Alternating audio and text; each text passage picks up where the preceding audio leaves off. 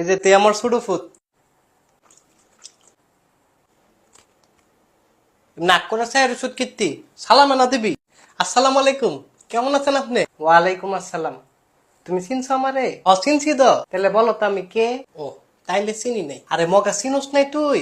না আব্বা। আরে আমগো বাড়ির যে বকুলা ছিল, এই বকুলের সম্বন্ধী তো। ও সম্বন্ধী? আরে তোর সম্বন্ধী না, বকুলের সম্বন্ধী। ও তাহলে আমার কি লাগে? আমি তোমার খালু লাগি। ওরা খালু লাগবে কিত্তা?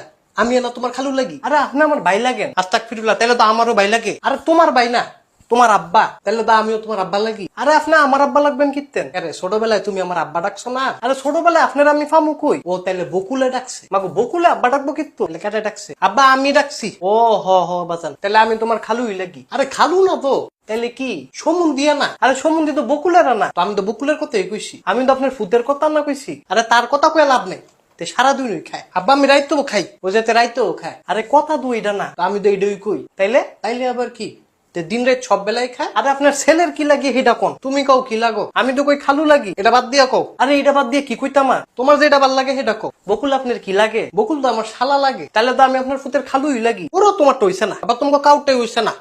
বেড়া আমার আব্বা লাগে। ওরা মূর্খ।